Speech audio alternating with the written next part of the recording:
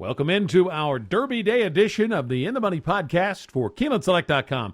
Tom Leach along with Keeneland's director of simulcasting, Jim Goodman. We have 7 graded stakes races to look at, so let's jump right into it, Jim, with the 5th race, the Grade 3 Pat Day Mile. Used to be the Derby Trial. 3-year-olds going a flat mile, and who do you like?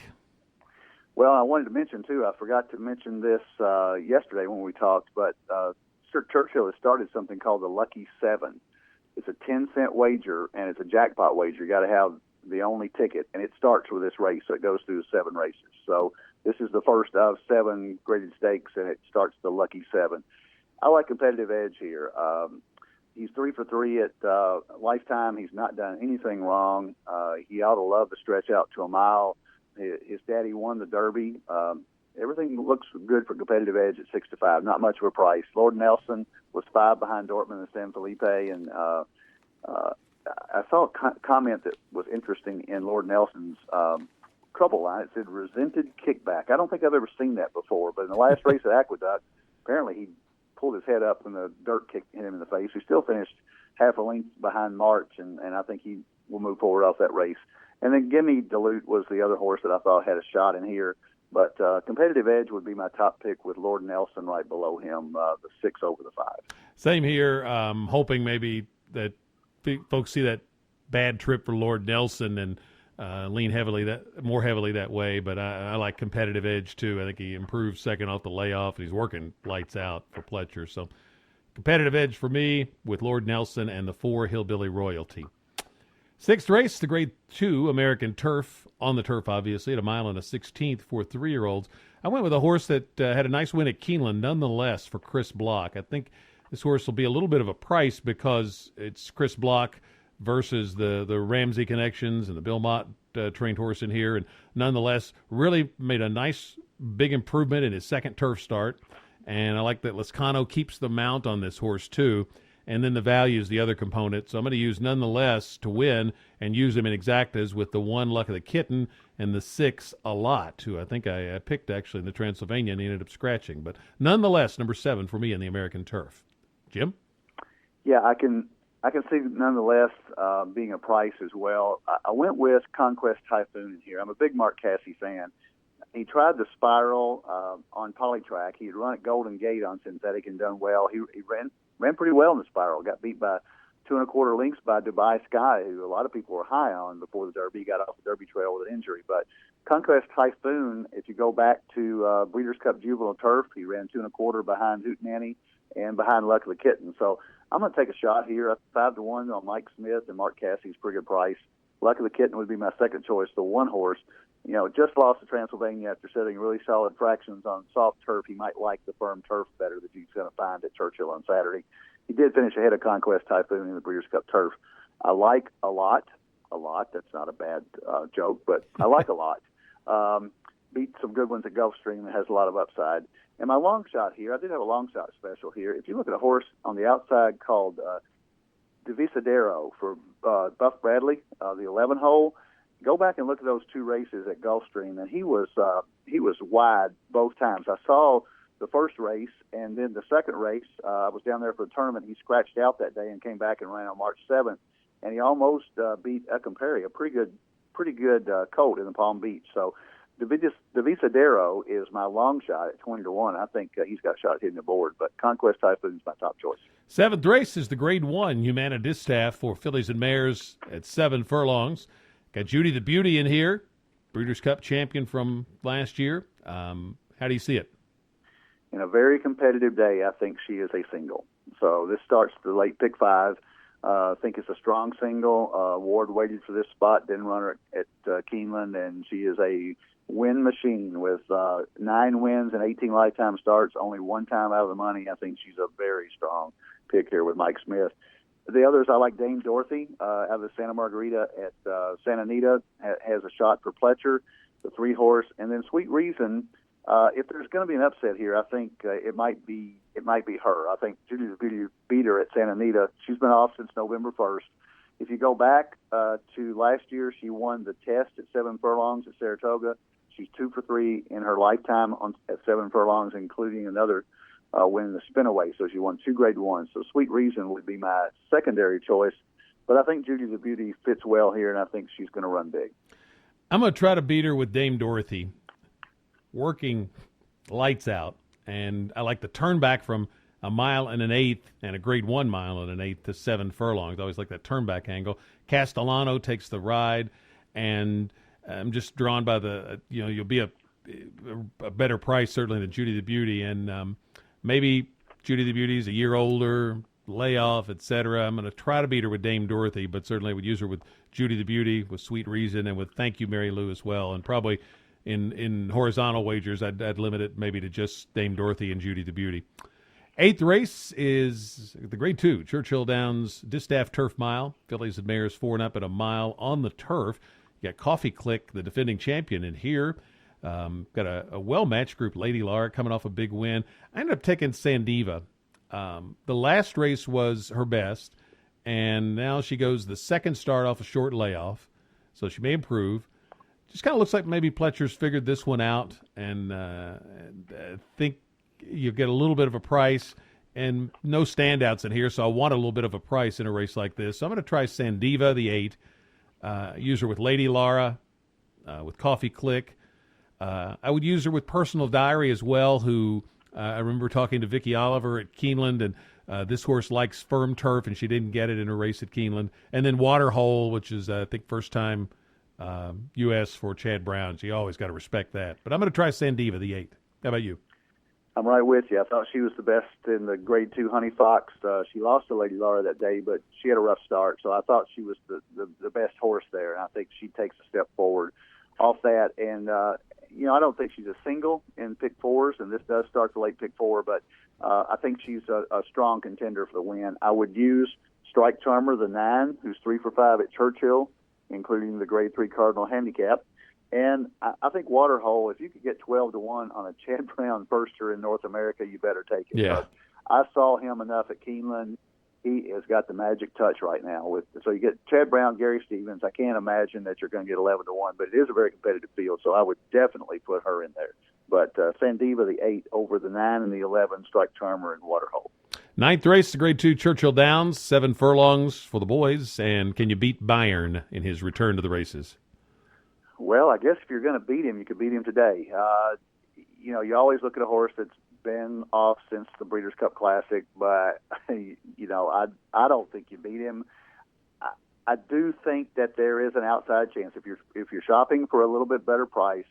Private Zone is awfully good right now. The race at Gulfstream was very impressive, and Honor Code is on top of his game. I mean, he was coming off a layoff as well. You go back to the 110 buyer in the Cigar Mile for Private Zone and won by 5 lengths last November. So I think Private Zone has a shot. He's 2-1. Bayern's 1 even money, probably going to be 3-5. So you might get 5-2 on Private Zone if you're looking for a price. Private Zone has run 4 triple-digit buyers in a row. Nearly beat Honor Code, multiple grade 1 winner, and I would definitely use him in the pick 4s and pick 5s because Bayern is going to be such a strong favorite in those multi-leg wagers. The other horse, Pants on Fire, is 2 for 2 at the distance and took a big step up last time at Gulfstream, so I think he's got a shot to get in the money. But I'd take Bayern on top with Private Zone at a little bit of a price. Same with me. I can't beat Bayern. Private. If I did, it'd be Private Zone. So I'm going to take Bayern, single him in the horizontals. I just don't think Baffert would run him here if he really wasn't ready. Maybe pick another spot. Derby Day, and his works have been dazzling. If you're looking for value underneath him, you might see what the Exacta pays with Gentleman's Bet. On his best day, if he'd get back to his best form, he could make a little noise in here. I don't think he could win, but he could maybe hit the board at a price. So Bayern for me in the Churchill Downs. 10th race, the grade 1 Woodford Reserve Turf Classic, mile and an eighth on the turf. I took my old friend Slumber. I knew that when I looked at him last night. I knew you were going to take Slumber. I keep finding my way back to him. I think Chad Brown's got him in top form, and the switch to Brown. I mean, he was in Mott's barn, so it's one great trainer to another. But sometimes Brown's especially adept with turfers, and those last 2 races kind of think maybe he's got this horse figured out. Long stretch run at Churchill on this turf course, so maybe that helps him a little bit. If he gets bet down, I wouldn't take him. But if he's a little bit of value, I would take him. The 11 Slumber. Use him with Seek again, the 9, who's making his debut for the year in this spot as he did last year when he almost upset Wise Dan. I would use Stephanie's Kitten. I think she's 3 for 3 at Churchill, and I think she's got a shot. And then I'm going to use Michael DeCock's horse, Umgayo, the 3, who I think's got a lot of class and won't be anywhere near 30 to 1. So who do you like? I knew you'd pick Slumber, and I hope he doesn't break your heart again like he did at Gulfstream. Getting beat just by Miss a Wish. It comes up the inside, and I thought you had it, but at 11 to 1. Yeah, at 11 to 1. I remember that. I'm going to take a very, very shaky pick here with Stephanie's Kitten. I think this race is very wide open. Chad Brown on the turf, and Ramsey obviously wants to have a big day on Derby Day, and she's a multiple Grade 1 winner. I think she's got a real shot in here. I would not be shocked at all. And 3 for 3 at Churchill just jumps off the page at you. So she fits very well. I think Jack Milton, who won the Makers 46 Mile here, really took a big step up, and he's on an uptick. So I think he's got a shot. The 9 horse, Finnegan's Wake for Donegal, won 3 in a row in California. Last 4 buyers are 99 to 101. So he's very consistent. And the other horse that I like that has a chance to steal the race from the outside is Chocolate Ride.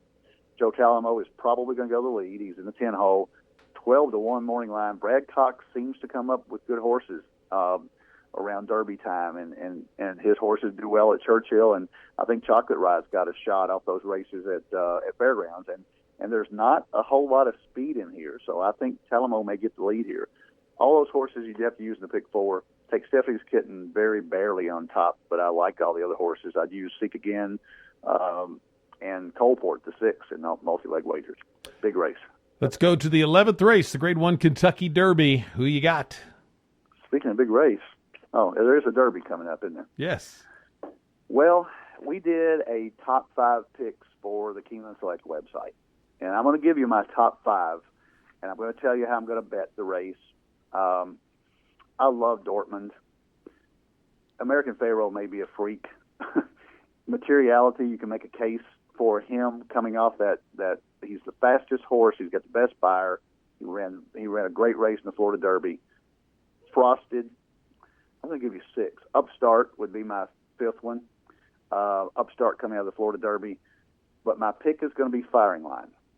And I just got a hunch that you look at Firing Line, the 10 horse. He ran behind Dortmund twice. Yes, I know. In the second race, he got a length ahead of him, and Dortmund showed the guts and came back and beat him. And I would have no problem if Dortmund wins this race. I think he's obviously a great choice to win. But Firing Line is going to be 12 to 1 to 13 to 1, something like that.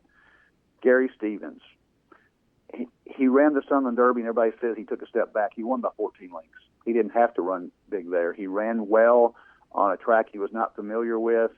And if he takes a step up from those 2 races that he ran against Dortmund, I think he's got a great shot at 12 or 13 to 1.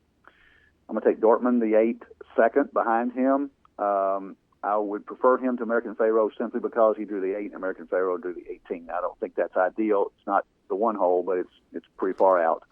No reason to go against Dortmund other than the short price. He can most certainly win the race. American Pharaoh can most certainly win the race. Would not be shocked in all these people talking about he could be a freak, and he could be. And I hope we have a freak come out of this race and goes on and has a shot at immortality, and we could have with this group. Materiality probably won't win the race because he didn't race at 2, but he's quick. And, somebody's going to do that one of these days. It may not be in our lifetime, but somebody's going to win without racing at 2. And Frosted, Kieran McLaughlin would be a great story. He moved him way up from the Fountain of Youth. I wasn't very impressed with him at all in Florida, but in the wood he was very tough. So I think Kieran did a lot of good things with him. Going to do an Exacta box with Firing Line and Dortmund, and I'm going to key Firing Line on top of those horses, and I'm going to key him first, second, and third, and spend a little money trying to hit the trifecta.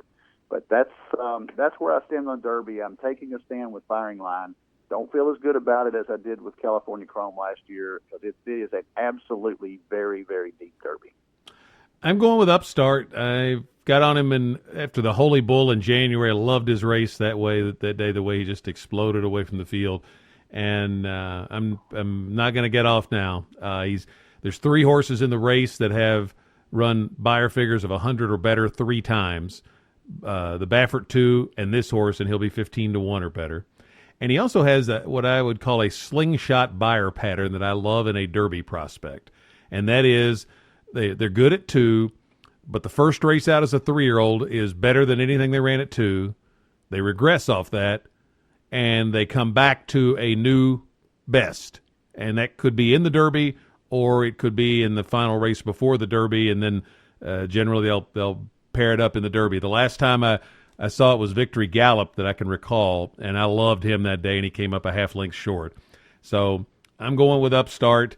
The rest of my top 5 that I did for the Keeneland Select website, I had Dortmund second, Mutahij third, just mainly out of respect for Michael de Kock and the fact that I think this horse is going to be finishing and will love the distance. Then Frosted, and then American Pharaoh. So I'm going to box those 5 in an Exacta, Key, Upstart in all 3 spots in tries. And if I went, I'll use some other horses in tries and spots, and certainly Firing Line will be in the mix there. I think this is kind of like an NCAA tournament where it's, you want to stay with the 1 and 2 seeds, and I think those kinds of horses are going to fill out probably 3 of the 4 slots. I don't think there's going to be a whole lot of bombs. Maybe 1 gets in there, but I think Danzig Moon's one to keep an eye on. The Bluegrass runner-up for a price play 3rd or 4th, but I'm going with Upstart to win the Kentucky Derby, and going to try to hit something with him. I'm not convinced, much like you with Firing Line, I'm not convinced he's the winner, but I'm convinced he's going to run well and at a good price. And so I'll take a shot with that like you are with Firing Line. I think one thing we ought to talk about too, Tom, is there's a lot of home court sentiment for Carpe Diem. We would love to see Carpe Diem, and I was talking about this with somebody else on the radio earlier today that the Bluegrass dropped in stature over the past few years, and Carpe Diem looks so great winning the Bluegrass. But that 2-hole it's just an awful post. Takes him out of the game, I think, and he'd have to be much the best to win from down there, and I just don't think. I think he's level with some of these other horses. If he had drawn in the middle of the pack, I was going to put him right there. But the 2-hole just sealed the deal for me, and I would love to see him win. I'm going to be pulling for him, but I can't put my money on him. I'd love to see him win for Keeneland's sake and get us back to the Toyota Bluegrass being a much better prep race for the Derby. Yeah, I think you're going to see a Bluegrass Derby winner come out of the Bluegrass here real soon. With that circumstance, I'm not sure that this is the year. I think, again, the horse that ran second to him, Danzig Moon, the way he's been doing from all reports over there is a definite live long shot play for Tri and Superfecta players. Best of luck with your wagers, and we'll be back every Saturday with our In the Money podcasts here at KeenelandSelect.com. For Jim Goodman, I'm Tom Leach, and we wish you good luck with your Derby wagers.